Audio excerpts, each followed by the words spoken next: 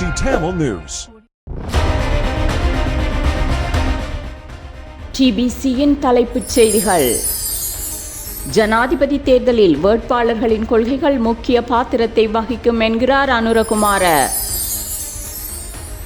இலங்கையில் கடந்த 10 மாதங்களில் 500 கொலை சம்பவங்கள்.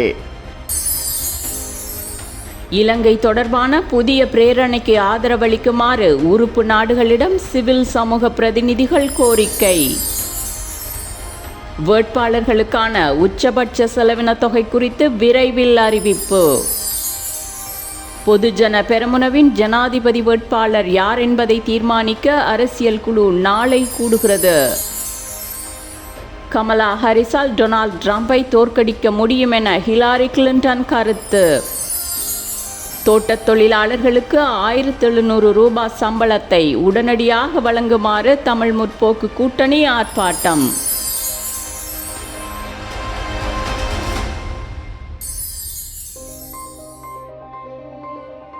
வணக்கம். நீங்கள் இணைந்திருப்பது டிபிசியின் தமிழ் மாலை செய்திகளுடன். இனி விரிவான செய்திகள். இலங்கையில் கடந்த 10 மாதங்களில் 500 கொலை சம்பவங்கள் இடம்பெற்றிருக்கின்றன. தென்னிலங்கையில் ஹம்பாந்தோட்டை மாவட்டத்தின் தங்காலையில் மாத்திரம் 22 கொலைகள் இடம்பெற்றுள்ளன. இவற்றில் 52 கொலைகளுக்கு நவீன ரக துப்பாக்கிகள் பயன்படுத்தப்பட்டுள்ளன. தங்காலை, நுகேகொடை, கம்பஹா, ரத்னபுரி, எல்புட்டியா ஆகிய 5 போலீஸ் பிரிவுகளிலேயே அதிகளவான கொலைகள் இடம்பெற்றுள்ளன. தங்காலை பிரதேசத்தில் மாத்திரம் 32 கொலைகள் பதிவாகியுள்ளன. 2022ஆம் ஆண்டுடன் ஒப்பிடும்போது தற்போது பெண்களுக்கு எதிரான வன்முறை சம்பவங்கள் 27% அதிகரித்துள்ளன. ஆனால் குற்றச் செயல்களை கட்டுப்படுத்துவதற்கு போதிய நடவடிக்கைகள் எடுக்கப்படவில்லை என்று போலீஸ் பிரிவின் ஆய்வு அறிக்கையில் குறிப்பிடப்பட்டுள்ளது. ஐக்கிய நாடுகள் மனித உரிமைகள் பேரவையின் 57வது கூட்டத்தொடர் எதிர்வரும் செப்டம்பர் மாதம் ஆரம்பமாக உள்ளது.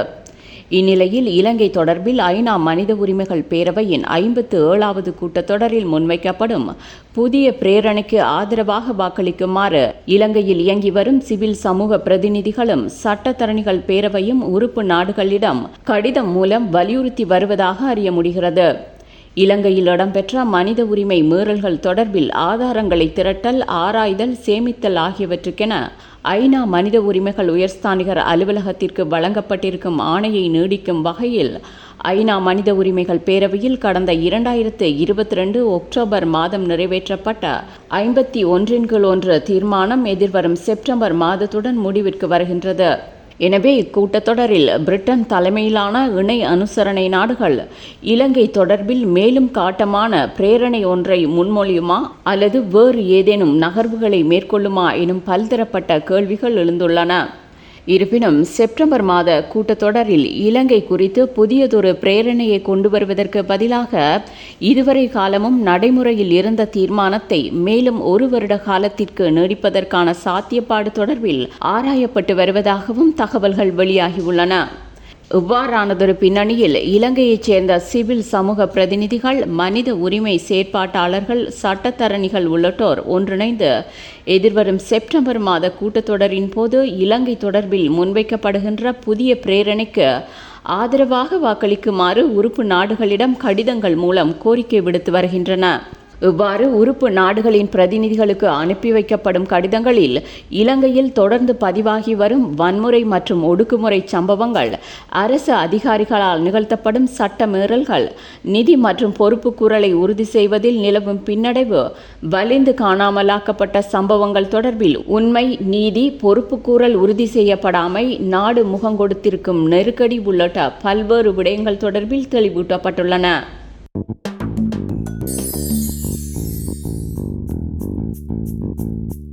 முன்னைய தேர்தல்களை விடவும் எதிர்வரும் ஜனாதிபதி தேர்தலில் வேட்பாளர்களின் கொள்கைகளில் மக்கள் பெருமளவில் அக்கறை கொண்டிருப்பதால் இம்முறை வேட்பாளர்களின் கொள்கைகள் முக்கிய பாத்திரத்தை வகிக்கும் என்று தேசிய மக்கள் சக்தியின் தலைவர் அனுரகுமார திசாநாயக்க நேற்று கூறினார்.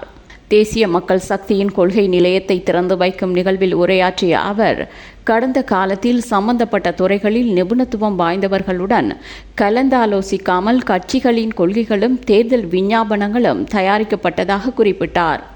தேசிய மக்கள் சக்தி கடந்த 1.5 வருட காலமாக நிபுணர்களுடன் கொள்கைகள் குறித்து கலந்தாலோசித்து வந்ததாக கூறிய அனுரகுமார திசாநாயக்க, தேசிய மக்கள் சக்தியின் கொள்கைகளுடன் அனுபவம் உடையவர்கள் தங்களது அறிவின் மூலம் பங்களிப்பு செய்வதற்கு புதிதாக திறக்கப்பட்டிருக்கும் கொள்கை நிலையம் ஒரு களமாக அமையும் என்றும் கூறினார்.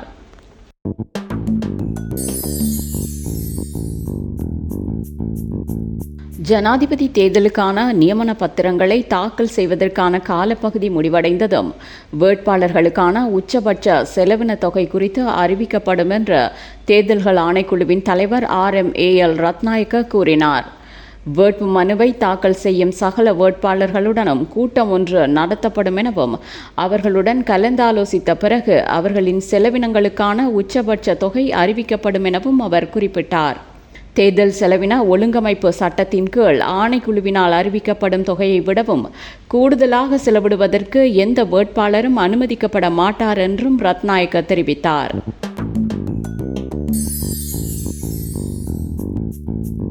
மியன்மாரில் பயங்கரவாத குழு ஒன்றினால் இயக்கப்படும் சைபர் குற்றச்செயல் பகுதியில் உள்ள முகாம் ஒன்றில் பலவந்தமாக கைதிகளாக வைக்கப்பட்டிருக்கும் இலங்கையர்கள் குழு ஒன்றை மீட்பதற்கு உதவுமாறு மியன்மார் அரசாங்கத்தை இலங்கை கேட்டிருக்கிறது என்று மியன்மார் பிரதமர் மின் ஆங் ஹ்லங்கை சந்தித்த பாதுகாப்பு செயலாளர் கமால் குணரத்ன இந்த வேண்டுகோளை விடுத்தார். தகவல் தொழில்நுட்பத்துடன் தொடர்புடைய வேலை வாய்ப்புகளுக்காக தாய்லாந்திற்கு அழைத்துச் செல்லப்பட்ட 56 இலங்கையர்கள் மியன்மாரில் சைபர் குற்றச்செயல்கள் இடம்பெறும் பகுதி ஒன்றில் பயங்கரவாத குழு ஒன்றினால் தடுத்து வைக்கப்பட்டிருப்பதாக கடந்த டிசம்பரில் அறிவிக்கப்பட்டது.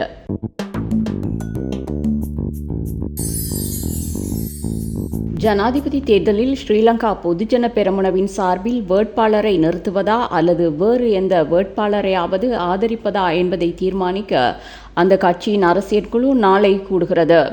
கட்சியின் தேசிய அமைப்பாளர் நாமல் ராஜபக்ச இவ்விடயத்தை கூறினார். பொதுஜன பெரமுனவின் ஆதரவை கேட்டு எந்த ஒரு வேட்பாளரும் தங்களுக்கு கடிதம் எழுதவில்லை என்றும் அவர் குறிப்பிட்டார். ஜனாதிபதி தேர்தலில் போட்டியிடுவதற்கு தயாராக இருக்கின்றீர்களா என்று ஊடகவியலாளர்கள் நாமலிடம் கேட்டபோது ஆதரவு கேட்டு கட்சிக்கு தான் கடிதம் எழுதவில்லை என்றும் அவ்வாறு செய்யும் உத்தேசம் தனக்கு இல்லை என்றும் பதிலளித்தார்.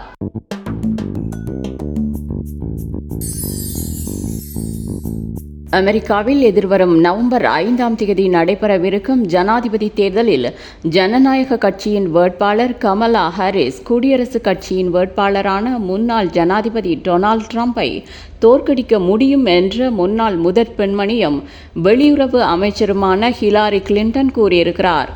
தேர்தல்கள் எதிர்காலத்தை பற்றியவை. அதனால்தான் துணை ஜனாதிபதி கமலா ஹாரிஸ் பற்றி நான் அதிர்ச்சி அடைந்திருக்கிறேன். மக்களை ஐக்கியப்படுத்தும் நம்பிக்கையை தருகின்ற ஒரு நோக்கை அவரால் வழங்க முடியும். அவர் ஆற்றலும் அனுபவமும் கொண்டவர். ஜனாதிபதியாக வருவதற்கு தயாராகிறார்.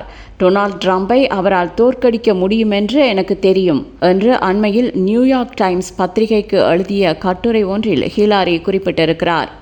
2016 ஜனாதிபதி தேர்தலில் ஜனநாயக கட்சியின் வேட்பாளராக போட்டியிட்டு ட்ரம்பிடம் ஹிலாரி தோல்வி கண்டவர் என்பது குறிப்பிடத்தக்கது.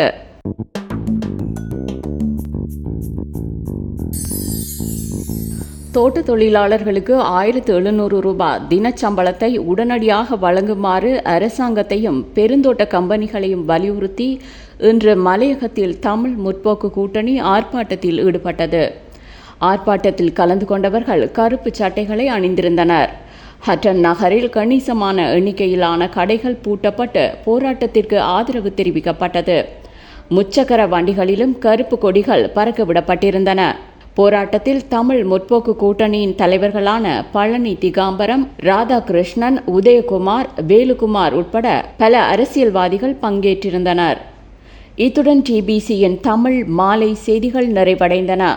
மீண்டும் நாளை டிபிசியின் செய்திகளுடன் சந்திப்போம். வணக்கம்.